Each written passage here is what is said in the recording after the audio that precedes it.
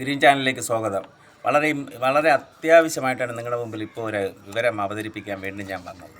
കാരണം ഈ പത്തനംതിട്ട ജില്ലയിലെ മണ്ണെടുപ്പിൻ്റെ ഒരു ജില്ലാ മൈനിങ് ജിയോളജിസ്റ്റ് അടൂരിരുന്നു കൊണ്ട്, പത്തനംതിട്ടയുടെ ജില്ലാ ഓഫീസ് എന്ന് പറയുന്ന അടൂരാണ്.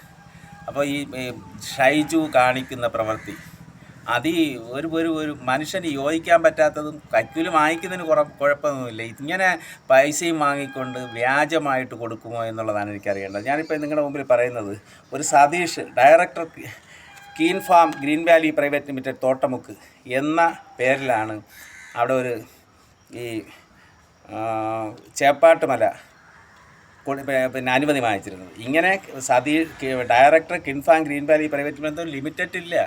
അത് വിജിലൻസ് അന്വേഷിച്ചു, റിപ്പോർട്ട് കൊടുത്തു, നടപടിയെടുത്തില്ല ഈ ഉദ്യോഗസ്ഥനെതിരെ. ഇപ്പോൾ ഇതാ മിന്നാറ്റുകരവെന്ന് പ്രഹ്ലാദൻ്റെ 2 ഏക്കർ ഒരു രഘു, അയാളൊരു അബ്കാരിയല്ല, അവൻ സ്പിരിറ്റ് കടത്തുകാരനാണ്. പഴയ സ്പിരിറ്റ് കടത്തുകാരൻ ശ്രീധരൻ്റെ ഒറ്റ സുഹൃത്താണ്.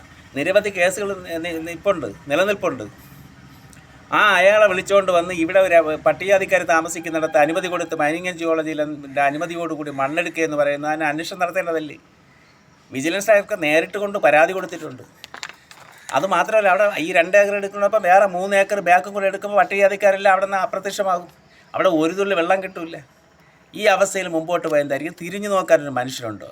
അവിടുത്തെ പഴയ ഏരിയ കമ്മിറ്റി സെക്രട്ടറിയുടെ ഒത്താശയോടെയാണ് ചെയ്യുന്നത്. അവിടെ ഒരു ഏരിയ കമ്മിറ്റി മെമ്പർ ഉണ്ടായിരുന്നു. മെമ്പർ ഒരു പരാതി കൊടുത്തിട്ടുണ്ട്, ഗിരീഷ്. ആ പരാതിക്കാരനെ ഇപ്പോൾ കാണാനില്ല. ഇതിൻ്റെ പുറകിലൊക്കെ മനസ്സിലാക്കേണ്ട കാര്യം എന്തോ? ഗിരീഷ് കൊടുത്ത പരാതി അന്വേഷണം നടത്തിയോ? ആ പരാതിയുടെ ഉറവിടം എന്തായി? അതിൻ്റെ അവസാനം എന്തായി? അവിടെ പലരും കൂടെ ഒരു മാസ് പെറ്റീഷൻ കൊടുത്തില്ല, അതെന്തായി? അപ്പോൾ പാർട്ടിയും ചില തൽപര കക്ഷികളും പറയുന്നത് മാത്രമേ നടക്കുകയുള്ളൂ. വില്ലേജ് ഓഫീസർ ഇത് ഒരു പൊസിഷൻ സർട്ടിഫിക്കറ്റ് കൊടുക്കുമ്പോൾ നോക്കണ്ടേ? പരിസരം നോക്കണ്ടേ?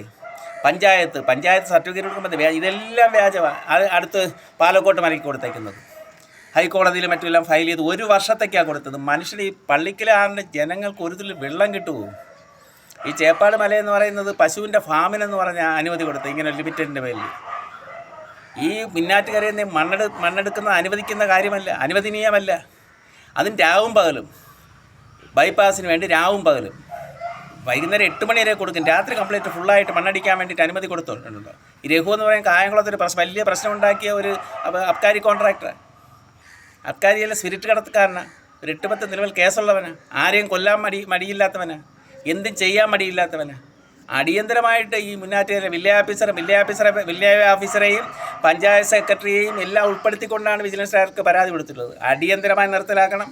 അതല്ല എങ്കിൽ അടുത്ത നടപടികളുമായിട്ട് മുമ്പോട്ട് പോകും. ഒന്ന് ഓർമ്മിപ്പിക്കാനാണ് ഇപ്പോൾ നിങ്ങളുടെ മുമ്പിൽ വന്നത്.